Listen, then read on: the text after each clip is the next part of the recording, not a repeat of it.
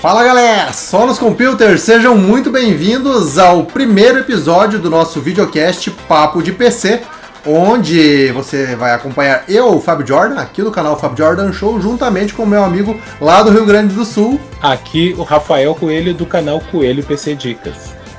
Muito bom, e aí Coelho, qual que é a ideia desse nosso videocast? Conta aí pra galera.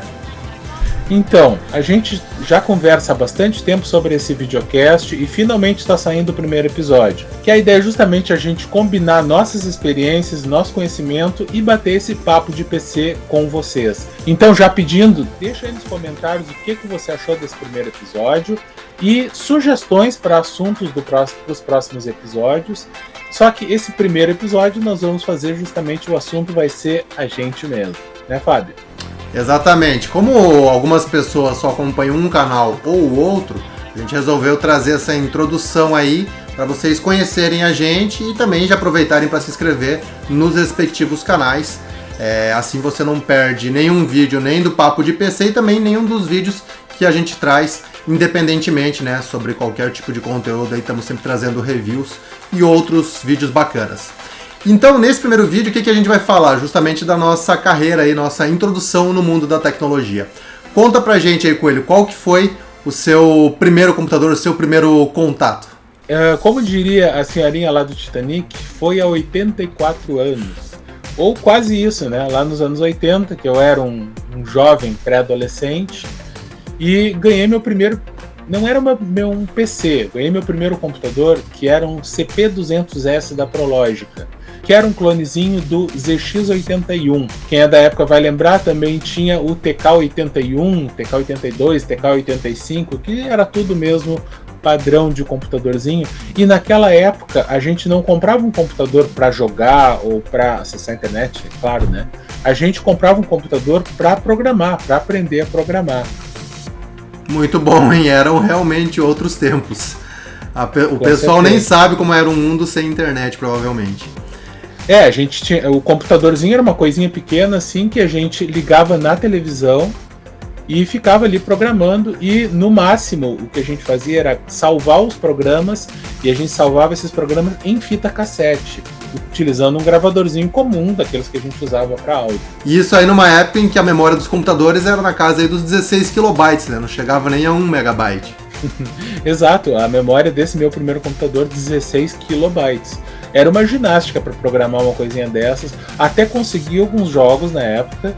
Inclusive tem um jogo, a gente até pode deixar o link aí no comentário fixado, de um jogo que tinha para esse computador que, por incrível que parível, era um jogo em 3D, chamava-se T-Rex. Então, caramba, eu acho que esse eu não conheço aí, então até eu vou conhecer esse aí, legal. Eu vou deixar o link aí porque era um joguinho, realmente era um jogo super imersivo, mas vocês vão ter uma ideia de como é que era o gráfico desse computador. Mas é até difícil imaginar, né? Porque pra quem não pegou essa época, a galera já nasceu aí às vezes no Windows. E na verdade a galera hoje em dia já nasceu até só introduzida ao Android, ao iOS. E muitas vezes até pula essa parte do computador, né? Então a gente tá numa fase de transição sempre constante, né? Essa evolução da tecnologia. Então é muito interessante saber porque eu particularmente tive meu primeiro contato já com o MS-DOS, né? Porque o meu primeiro PC na verdade foi o 386. E como a gente tem aí uma diferença de idade, na verdade, o meu primeiro PC não foi o meu primeiro PC, né? Quem comprou, na verdade, foi a minha mãe ali na década de 90. E eu lembro até que naquela época era muito caro os computadores. Então, assim como hoje em dia muita gente apela pro Mercado Livre, naquela época não tinha Mercado Livre. E aí eu sei que ela comprou de um amigo que foi buscar no Paraguai, alguma coisa assim. Então, sim. Era outra história. Eu mesmo, depois desse primeiro computadorzinho, que era esse CP200, eu entrei para o curso técnico de eletrônica e na escola técnica onde eu estudei tinha um laboratório cheio de máquinas MSX. Também foi outro computador que marcou época naquele momento. E tinha um Apple II também, então foi bem bacana. E logo depois daquilo, claro, nessa época isso já foi em 1988, 1989, já existiam PCs. Só que era uma coisa totalmente distante ainda, só grandes empresas que tinham realmente um PC para alguém acessar. E logo depois, lá por 1992, foi quando eu tive realmente o meu primeiro PC, que, como qualquer um na época, era comprado de alguém que trazia do Paraguai. Época da reserva de mercado, a gente pode em algum outro momento, de repente, falar sobre isso.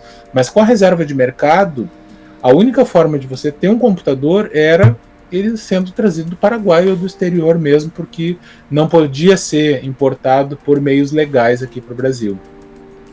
Então, exatamente. Acho que era realmente uma época bem mais de difícil acesso aí à tecnologia, né?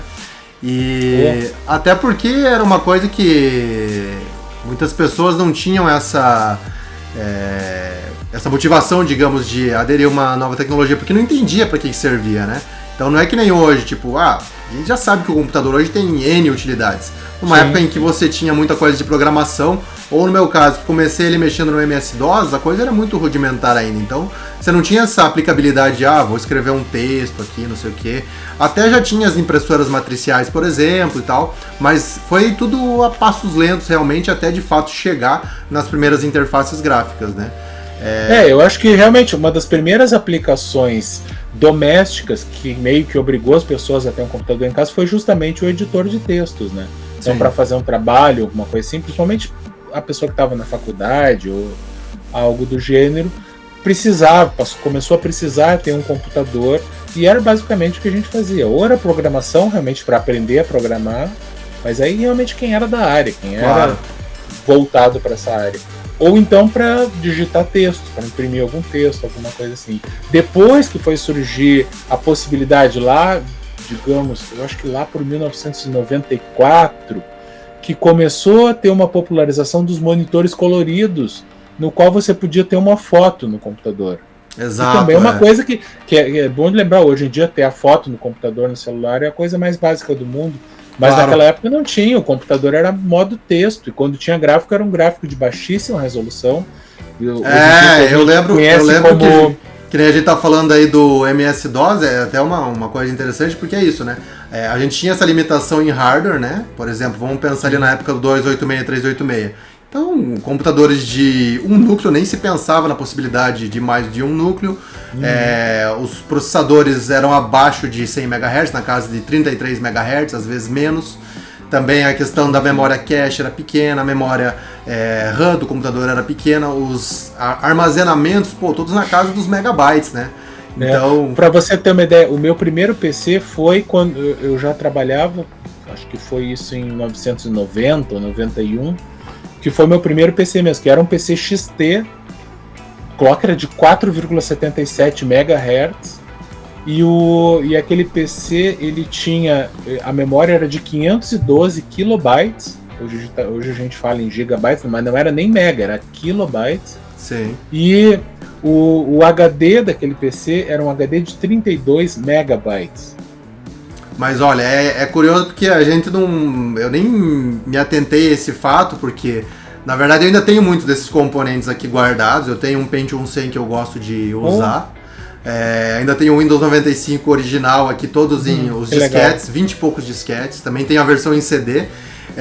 E um dos primeiros Windows, eles não tinham, por exemplo, suporte ao USB, não era uma tecnologia que existia ainda. Então, não, USB. A Microsoft fez um Windows 95 versão B, e aí esse vinha já no CD escrito com suporte para USB. Aí você tinha que instalar esse driver e também ter a placa compatível, né?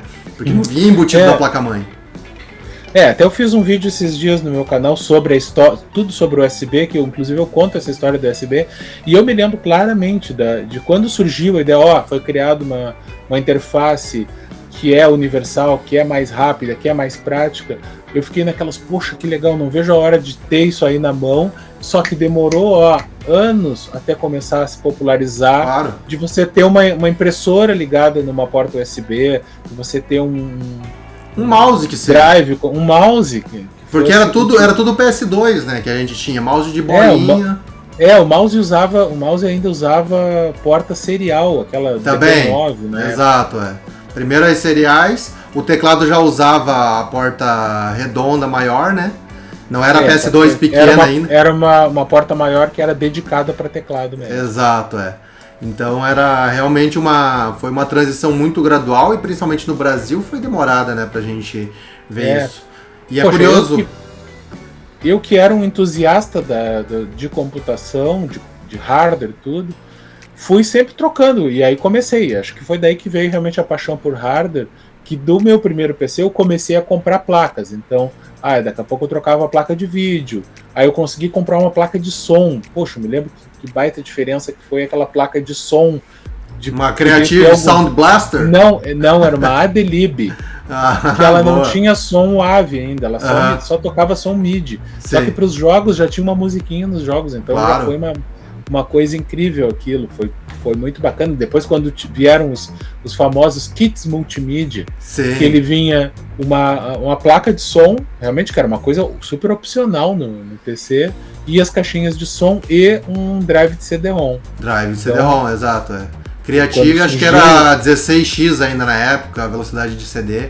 Era bem. Alguns eram 4x até. No início era 2x, 4x. Mas assim. É curioso que você puxou um tópico aí. E na verdade, assim, eu comecei com esse 386. Depois a minha mãe acabou comprando um Pentium 100, que já vinha com esse kit aí multimídia. E com monitor colorido, né? O 386 não tinha. E eu lembro que depois ela se desfez do 386. Isso era, sei lá, 95, 96 ali. E aí quando eu fui ter lá os meus, sei lá, 10 anos, 12 anos, eu resolvi comprar com o meu dinheiro. E digo com o meu dinheiro porque realmente era meu dinheiro, não foi minha mãe que comprou e é uma história completamente maluca para eu contar sobre isso, não vem ao caso. Mas de fato foi um dinheiro que era meu, que eu recebia, e que eu falei, eu acho que investir num PC que seja meu, porque o PC que tinha em casa era da minha mãe. E aí eu resolvi então comprar um 386, porque era o que o dinheiro dava, e eu lembro que na época eu comprei com um monitor Hércules, que tinha os monitores com fonte verde, né, cor verde, e o que eu comprei era fonte laranjada.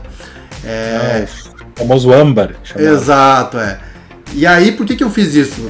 Podia usar o Pentium 100, mas acontece que assim, eu queria ter o meu primeiro equipamento e também aprender o MS-DOS de cabo a rabo, como se diz, né?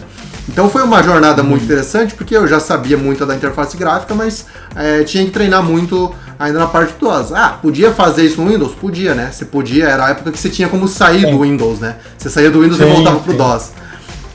Mas de qualquer forma, naquela época eu já gostava muito de mexer na parte de hardware, etc. E foi muito legal de ter o meu primeiro PC para poder executar coisas básicas ali. Depois eu troquei por um monitor colorido e aí dava para rodar o Wolf 3D, Prince of Persia, tudo no MS-DOS. E numa época que também os games não era assim, que nem... A gente teve uma transição ali na década de 2000 pirataria se espalhou, né? Mas naquela época era muito difícil de você arranjar um conteúdo porque não tinha nada, não existia internet. Não, e não existia internet, e mais, eu não sei nas capitais, se no Rio, São Paulo, coisa assim, mas eu morando aqui numa cidade do interior do Rio Grande do Sul, basicamente não existia jogo pra comprar. Você não dizia, eu vou comprar porque eu não quero piratear. Não, se você não pirateasse, você simplesmente não jogava nada, porque não existia, não tinha onde comprar, e muito menos comprar pela internet, que também não existia, né? Mas acho mesmo. Grandes centros devia ter. Não sei, eu na época morava em Curitiba, né? E ainda assim não era fácil acesso, porque primeiro você tinha que apelar, sei lá, para jornal, Alô Negócios, umas coisas assim, uns classificados que tinha alguém anunciando alguma coisa. Ou ter algum conhecido. Então, muito do que a gente pegava de software era justamente desse contato que trazia as coisas do Paraguai. Então, porque às vezes você não achava loja fácil também, não tinha em qualquer esquina uma loja de informática. Então era realmente difícil o acesso. E isso se refletiu muito nos jogos e no visual dos jogos, porque os primeiros jogos eram para monitor CGA. Sim. O pessoal antigo lembra, né? Que era um monitor de 4 cores, que era um magenta, era preto, branco, um magenta desbotado e um verde desbotado. Sim. Que na verdade a maior parte do pessoal tinha um monitor verde mesmo, nem tinha um monitor colorido. Mas lá por um determinado momento, acho que por 93, 94, começaram a aparecer os monitores VGA, que eram os monitores realmente coloridos, com 16 cores ou 256 cores, e resolução 640 por 480, que já foi uma baita qualidade. Os jogos, eu me lembro do primeiro jogo que eu joguei nessa resolução, que foi Wing Commander. Um jogo que eu fui apaixonado por muito tempo, que tinha uma abertura antes de cada missão tinha uma cutscene assim, que era colorido e que era bonito, que era... É o que hoje em dia o pessoal conhece como visual de game de 8 bits ou de 16 bits. É bem retrô, né? Hoje em dia é retrô, mas na época era fantástico. A gente olhava e dizia, puxa, que realismo, isso tem 16 cores. Não, e era um grande salto porque eu lembro que a gente mistura um pouco as coisas com a parte de videogames, né? Mas na época o meu tio tinha um Atari e eram os primeiros games que eu tinha tido acesso ali em 93, 94, porque ele não tinha o Super Nintendo, e enfim, era o Atari que tinha. E aí eu tive contato primeiro com o Atari também. E aí jogava River Raid, jogava o Enduro, e enfim, Space Invaders, todos a gente achava fantástico. Aí quando veio o PC ali para 94, 95 e tinha, por exemplo, o Wolf 3D, falei, meu Deus, que realismo, porque já era um jogo de FPS, você tinha essa profundidade. Sim. Nossa, Wolf 3D e logo em seguida o primeiro Doom. Exato. Aquele primeiro Doom, e foi justamente na época do 386, né? Exato, exatamente. E eles tinham um conceito muito similar, né? Até o personagem era parecido, claro. Acho que era da mesma developer até. E então foi uma... Cada vez que a gente tinha um salto desses, assim, você falava, nossa, muito realista, né? E a gente mal sabia o que vinha pela frente. Então... Poxa. Os primeiros jogos a resolução era 320 por 240. Tipo o Doom, por exemplo, o Wolfenstein 3D.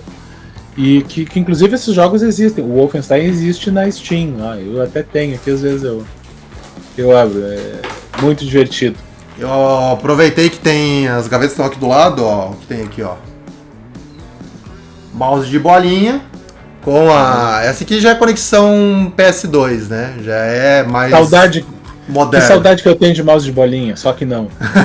Que você tinha que... Era um inferno. Tinha que abrir aqui, ó, tirar a bolinha e ficar tirando a poeira de dentro aqui, porque ficava tudo no rolamento e a setinha ficava pulando na tela.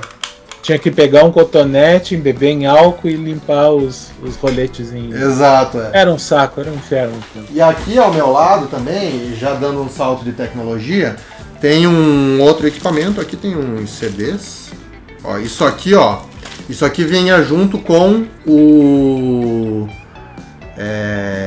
esse kit multimídia que a gente tava falando. Isso aqui vinha junto, ó. Um CD Creative Wonders.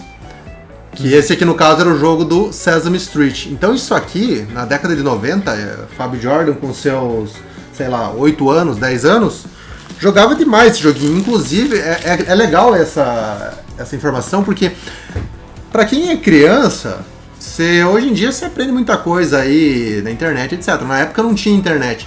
Então um joguinho desse aqui, por mais infantil que possa parecer, era um joguinho de alfabetização em inglês. Então, na verdade, também foi a minha primeira porta para aprender inglês. Então foi muito legal, assim, porque era coisa básica, mas tinha adulto que não sabia inglês e eu já estava aprendendo. Sim. Então você vê a diferença de geração. E sabe que, pensando nisso, me desbloqueou uma memória aqui, que eu aprendi inglês principalmente nos primeiros jogos, nos primeiros games para PC. Claro. Porque os primeiros jogos que eu realmente gostava pra caramba eram adventures de texto, chamados Adventure Texto, que depois vieram os point and click e tudo mais, mas os primeiros eram textos, você tinha que ler a descrição do que estava acontecendo. Sim. E aí você tinha que digitar um comando em inglês. Obviamente tinha que ser em inglês, né? Sim. E aí o jogo era todo em inglês, não tinha nenhum tipo de tradução nem nada, e eu não sabia inglês, dicionáriozinho do lado, ia jogando, lendo ali alguma palavra que eu não sabia, dicionário, traduzia. Eu me lembrei agora um jogo que é Space Quest, que eu passei horas, dias eu acho, numa quest que você caía de nave num planeta desconhecido e tinha que sair da nave. Aí tu colocava Leave Ship e ele dizia, você está com cinto de segurança, você não consegue sair por causa do cinto de segurança. E aí, para saber como é que é tirar o cinto de segurança, Unbuckle Belt. Olha, eu passei dias até descobrir o tal do Unbuckle. Sim, tinha que comprar um dicionário às vezes pra jogar, né? Jogar com o dicionário do lado, e eu aprendi inglês dessa forma. Então, eu primeiro teve esse joguinho, e daí depois veio ali Super Nintendo, PlayStation, etc. E na época do Super Nintendo ainda era menos, né? Você jogava no Donkey Kong e o Mario era só a fase de sair pulando e tal. Agora, na época que chegou o PlayStation, né? Ele foi lançado em 96, mas eu fui ter, acho que, contato lá em 99. E naquela época os jogos já tinham uma história mais densa. Então você pegava um Silent Hill, era tudo em inglês. Quando não era em japonês, né? Porque também, era uma época que também você não tinha jogo original de fácil acesso. Não era Steam aí que você compra joguinho por R$5. Tipo assim, você ia comprar o jogo original, era 100, 200, que na época era muito caro, né? E aí naquela época a minha mãe me deu um dicionário em inglês, que era útil pra escola, mas também quando eu ia jogar, devorava o dicionário pra entender a história e saber as opções. Então foi uma loucura, assim. Mas voltando na história dos PCs, eu também peguei aqui na gaveta, que estava fácil. Paralelamente com os desktops, a gente teve também essa introdução dos notebooks, né, dos laptops. Que na época eu não tinha acesso porque eram equipamentos muito caros. Isso foi baratear já nos... Baratear não, mas assim, os notebooks foram ter um preço comparável com um PC desktop lá depois de 2005, por aí que começou a equilibrar os preços. Antes disso, um notebook custava 3, 4 vezes mais do que um PC de mesa. Exatamente. Mas continua aí, que eu te interrompi. Então, e aí tava aqui, ó, guardadinho, ó. Olha a grossura do notebook, tá? Com placa de expansão. Na parte da frente, ó, disquete. Então, pesadão. Eu acho que esse aqui deve ter uns 2,5 kg ou 3. Já é, pra época, relativamente um avanço. Do outro lado aqui, ó. Do outro lado com um leitor de CDs. Olha aqui, ó, porta PS2. O que mais que temos aqui? As saídas de som, né? Ajuste de áudio. 3 conexões dedicadas. Atrás, ó, as conexões aqui, ó, serial. Conexão de energia. E do outro lado aqui, um ventiladorzão. E também essa porta ainda maior, que a gente tinha as portas COM e as portas LPT também, né? Que eram usadas para as impressoras. Então... E para zip drive. Exato. Ó, ele é abertinho aqui, ó. E é aqueles que na época ele tinha uma bolinha ali no meio, essa bolinha era o mouse e embaixo aqui eram os botões de clicar no mouse. Esse computador tem um Intel Celeron, já é de 2001, Celeron de 1.1 GHz, já é bem avançado. E ele veio, na verdade, com o Windows 2000, eu acho, porque ele foi lançado depois de 2000, ele já veio com o 2000. Aí depois eu até cheguei a instalar o XP nele, porque ele tinha 256, aí subi para 384. Aí ele rodava o XP meio capenga. Hoje ele ainda funciona e eu tô usando o Windows 98 porque aí fica filé. Nossa, voa demais o Windows 98. E como é originalzinho, fica muito bonitinho com os temas, aquele Microsoft Plus que tinha na época, trazia um monte de tema, barulhinho, de natureza. Eram umas coisas assim, hoje em dia você vê essas coisas online, sei lá, tema para Windows. Ninguém se importa muito, muda o wallpaper ali, beleza. Na época era a revolução, você podia colocar ícone de macaquinho, umas coisas assim. Então, era a diversão da época, né? Sim, é que nem os primeiros celulares que a gente podia colocar o toque com alguma música. Polifônico, toque polifônico ou música MP3 mesmo, aquilo foi uma revolução. Hoje em dia ninguém mais nem quer ouvir toque de celular. Deixa no silencioso, nem mais atende ligação, né? Então, realmente são outros 500. E na verdade, até uma curiosidade, né? Pra você usar um PC desse aqui hoje em dia, o Windows 98, ele usa o Internet Explorer de primeira geração lá, talvez, acho que já o IE 4.0, acho que tem nele. De qualquer forma, com Netscape também. Netscape, já era o começo da Mozilla ali também, então tinha os primeiros navegadores.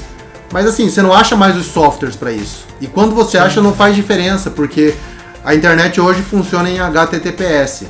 Na época funcionava em HTTP. Então se você tenta acessar qualquer site, o navegador não sabe se comunicar em HTTPS. Então ele não consegue ler nenhum site. Basicamente, eu acho que o único site que dá para abrir é a Google, porque a Google ainda faz alguma questão de manter a versão HTTP. Então, tem a versão mais simples. Né? E aí se você quer baixar alguma coisa, por exemplo, eu instalei o Winamp aqui. Para eu instalar o Winamp, o que eu tive que fazer? Saudoso Winamp. Eu baixei a versão antiga, que é compatível com o Windows 98, e tive que gravar num CD CDR, porque eu acho que essa unidade não lê CDRW, para poder instalar o Winamp. Aí eu falei, vou pensar todos os softwares já que eu quero instalar, baixar tudo para conseguir colocar aqui dentro. Ou então, eu poderia, claro, né, se eu fosse uma pessoa muito old school, comprar um leitor de disquete USB, queimar gravar ali no USB, no disquetinho, e daí colocar no disquete aqui, que eu também tenho um disquete. Agora o problema é coisas que as pessoas não têm hoje em dia, né? Disquete, mofa, se você deixa ele parado. Exato, eu já ia te dizer, disquete foi o maior inferno que já existiu na face da Terra. Pois é. Aqui a minha cidade é extremamente úmida, cara. Então você gravava um disquete, você nunca tinha certeza se ia conseguir ler aquele disquete. Sim. Porque se tu deixasse uma gaveta e fosse pegar um mês depois, ele tava com manchas de bolor, assim. Então, não, era um horror. Na minha cidade durava um pouco mais, mas de qualquer forma, às vezes ficava um ano ali sem usar, mofo. Era a mesma coisa das fitas VHS, né? Fita VHS também, se você não rebobinava, não dava play, ela acumulava ali o bolorzinho. Acabava mofando. Então, até por isso que as locadoras na época tinham uns equipamentos só para ficar rodando a fita para evitar de ter mofo, né? Senão dava prejuízo pro cara também, né? Com certeza. Mas, Fábio, vamos, de repente, em outro programa a gente volta a falar sobre PCs old school e tudo. Mas me conta agora, e como foi que tu caiu nesse mundo de produzir conteúdo sobre PCs, sobre hardware? Muito boa pauta. Bom, na verdade, começa, é claro, com a parte da minha entrada na universidade. Ali na época, na década de 2000, ali nos primeiros anos, estava em alta demais os cursos de informática, né? Mas eu, em vez de fazer curso de informática, quando eu fui para o ensino superior, eu, na verdade, comecei o curso de sistemas de telecomunicações. Que ele mesclava um pouco dos dois. Então ele tinha mais parte de eletrônica. Telemática.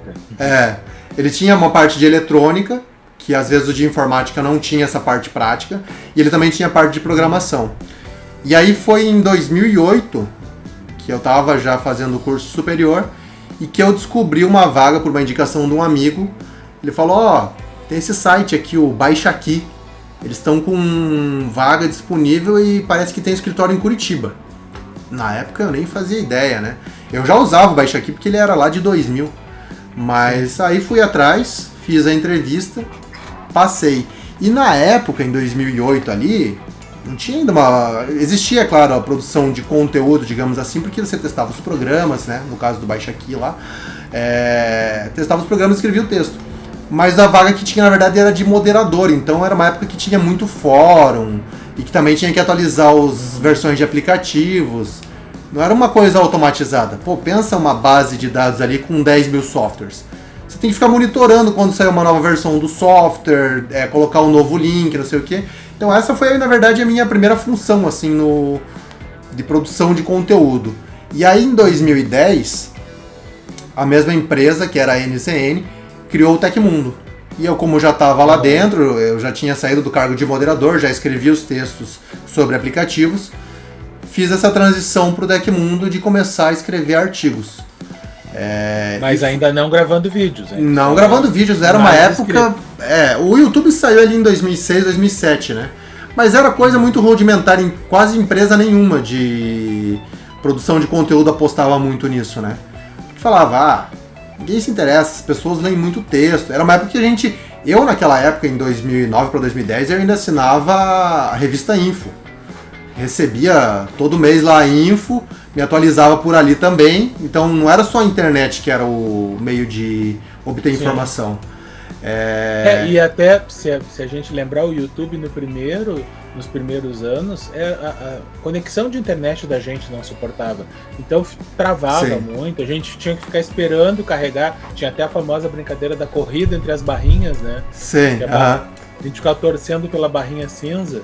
Porque realmente, assistir um vídeo não era uma tarefa fácil na época. Não, exatamente. É porque a gente pega aí justamente essa fase de transição, né? A gente falou dos computadores, mas para a internet popularizar de fato, ter essa inclusão digital, foi um negócio muito complicado, porque muitas regiões não pegavam a DSL, você dependia da internet de escada.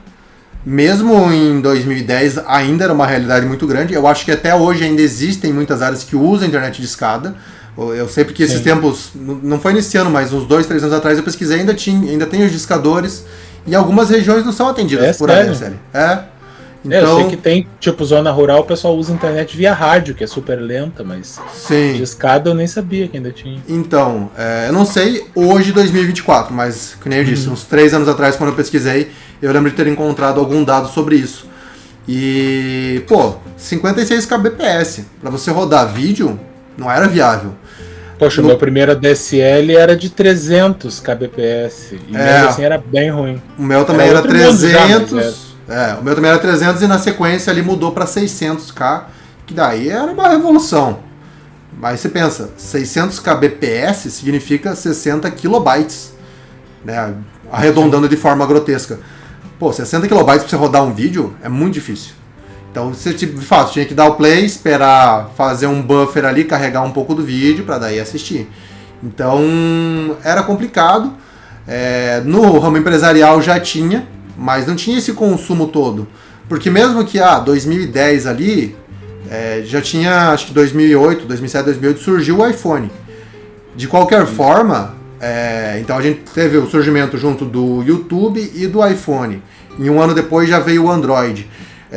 De qualquer forma, não era... Era um lançamento dos Estados Unidos. Você não tinha essa coisa de lançamento global, todo mundo vai comprar que nem é hoje. Não, lançamento global que tá todo mundo no mesmo dia tendo produto, né?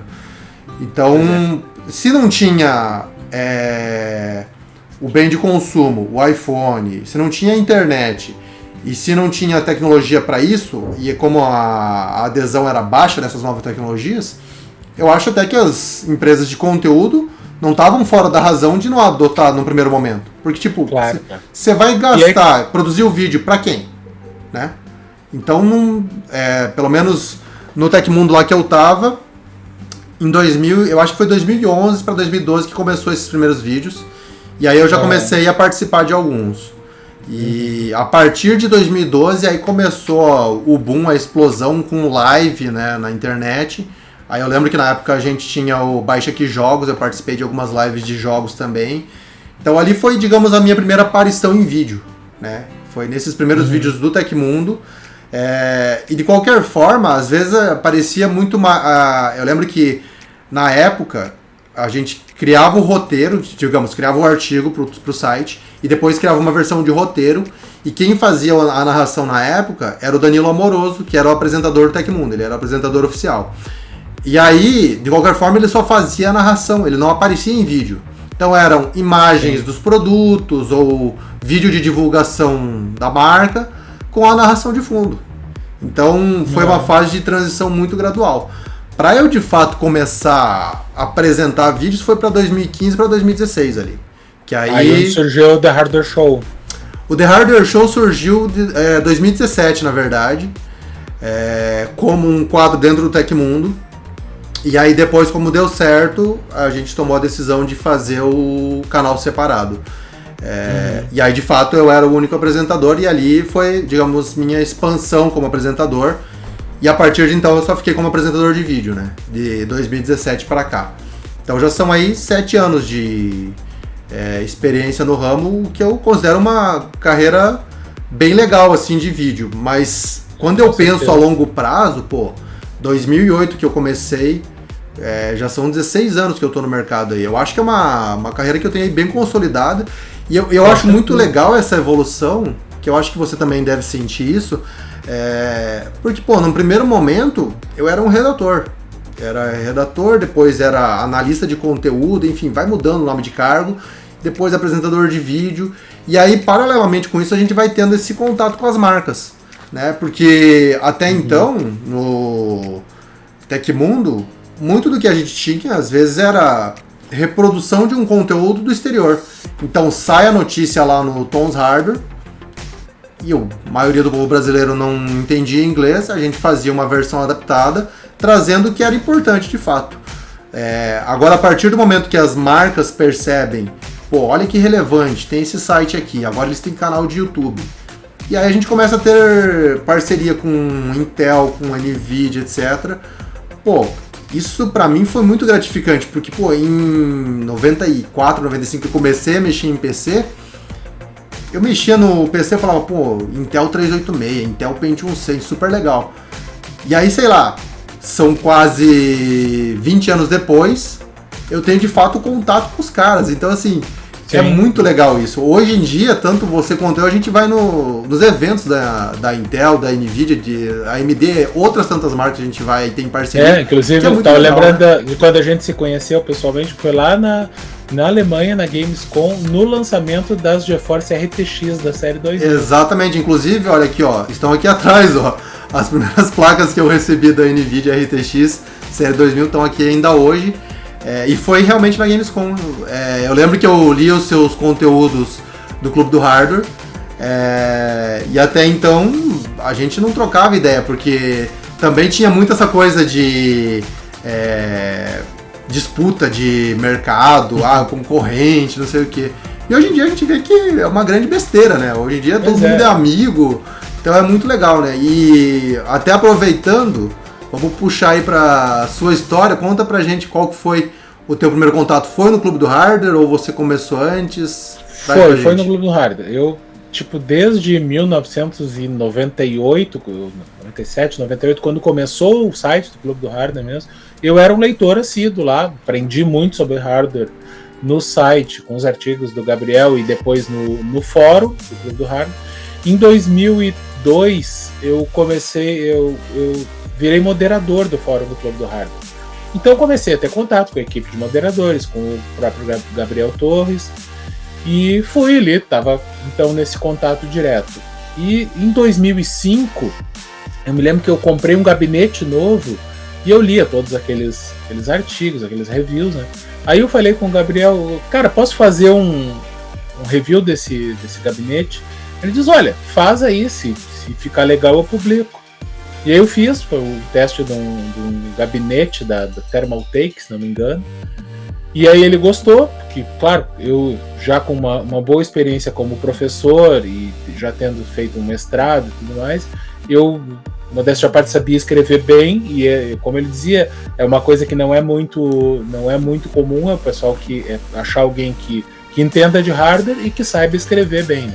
E aí eu comecei, naquele momento, 2005, comecei a escrever artigos para o Clube do Hardware, e foi e isso perdurou até 2020. Caramba, foram 15 anos aí. Exato, 15 anos publicando artigos no Clube do Hardware. Primeiro inicialmente muito esporadicamente, assim, depois mais com uma frequência um pouco maior.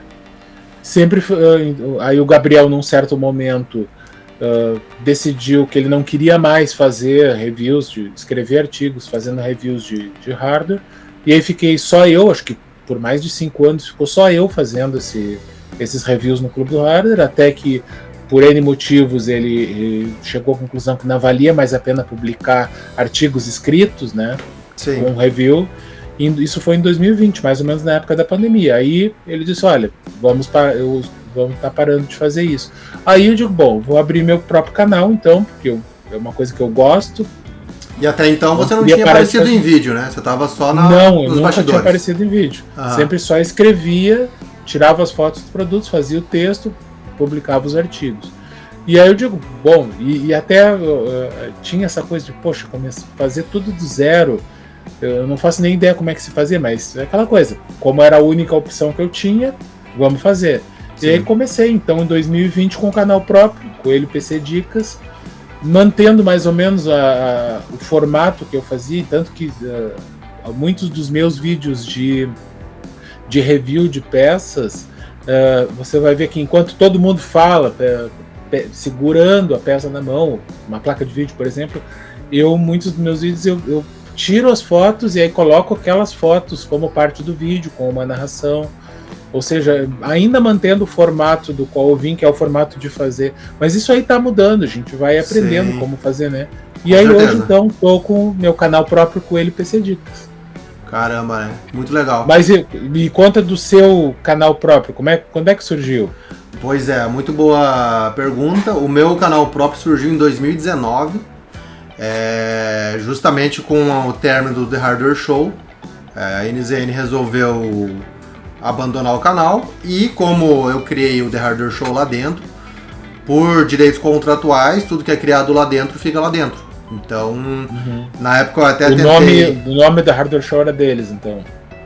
Fui eu que criei, mas como eu criei lá dentro, eu não poderia usar, né? Eles fizeram parte de direito de marca, direitos autorais, etc.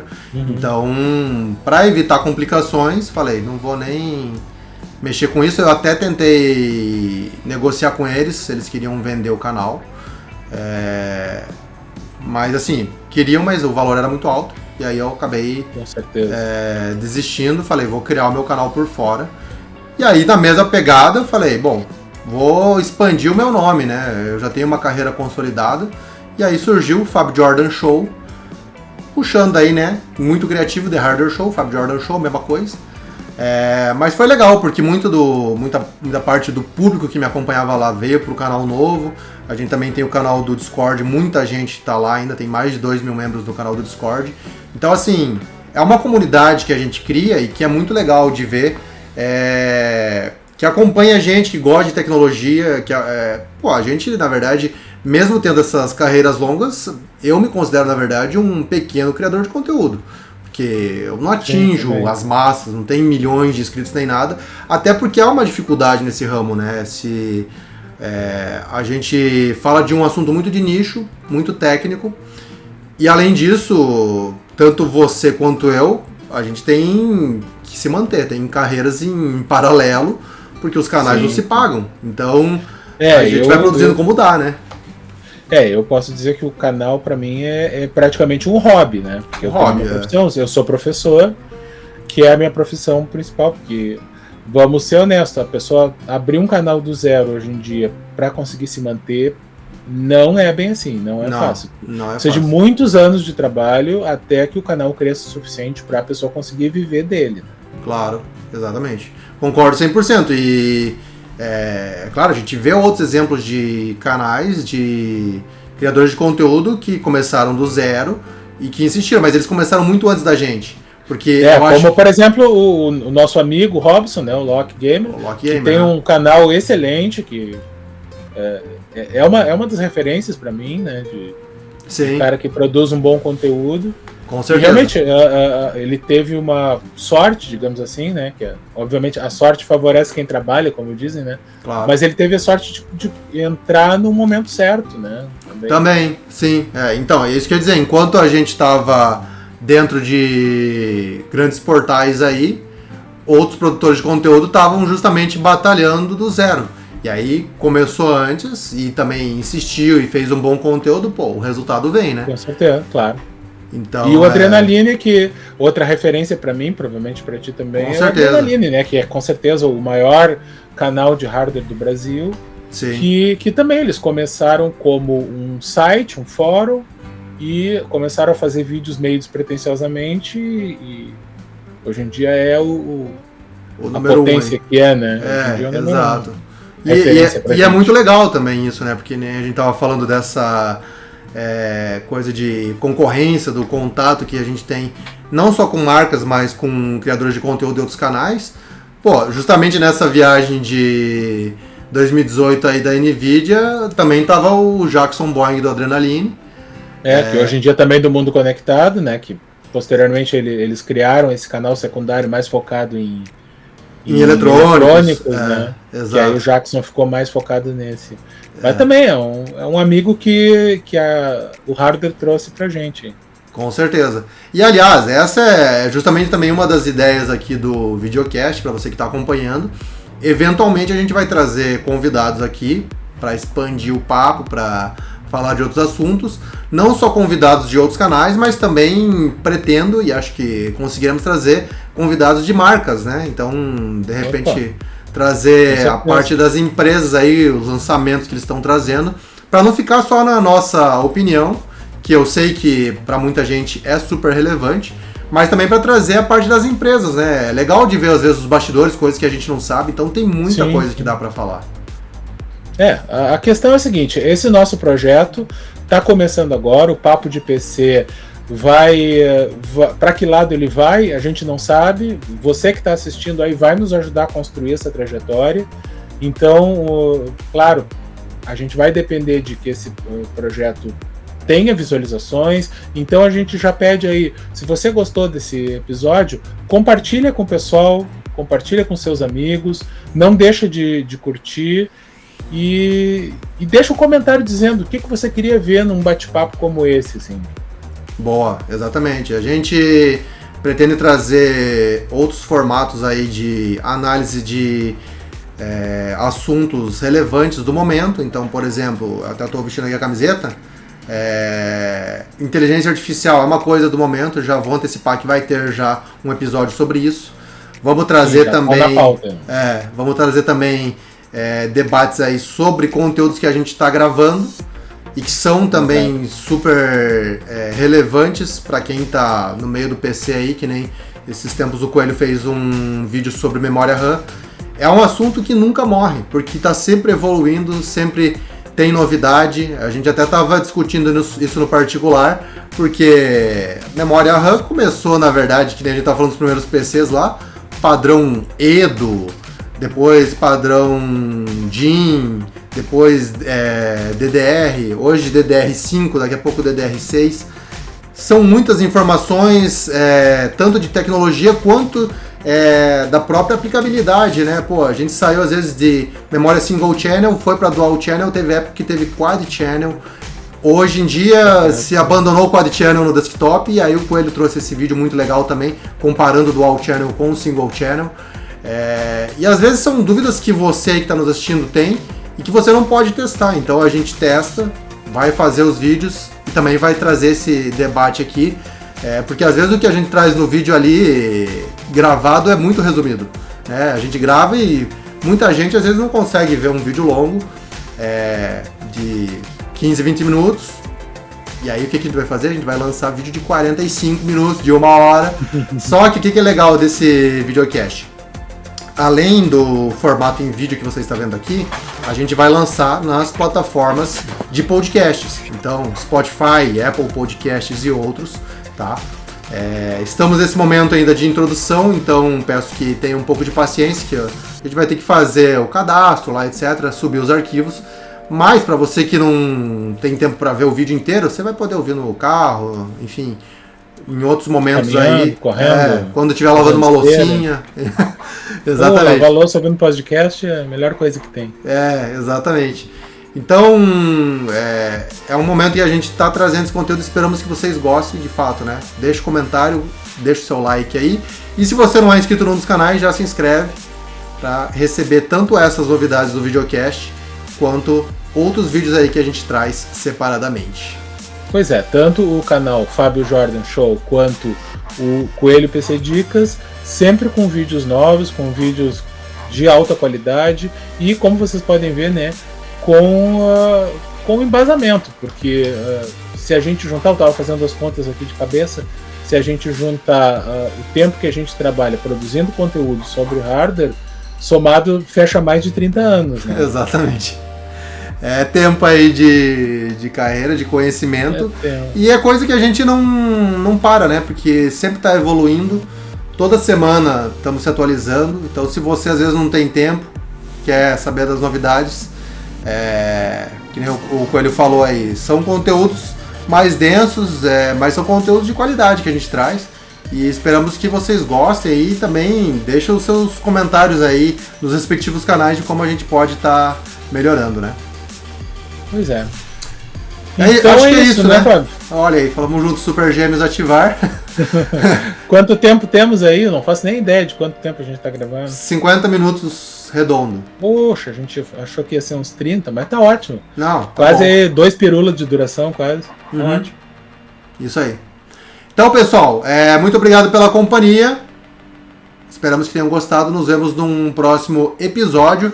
Não sabemos ainda se vai ser semanal ou quinzenal. Vamos testar. Vamos gravar e conforme for a recepção de vocês e também conforme a gente tiver tempo, a gente vai trazendo. Mas com certeza, pelo menos 1 ou 2 episódios por mês. Esperamos que 4 a gente consiga trazer. Vai ter por aqui, beleza? Valeu e até a próxima. Então. Valeu, pessoal. Tchau, tchau.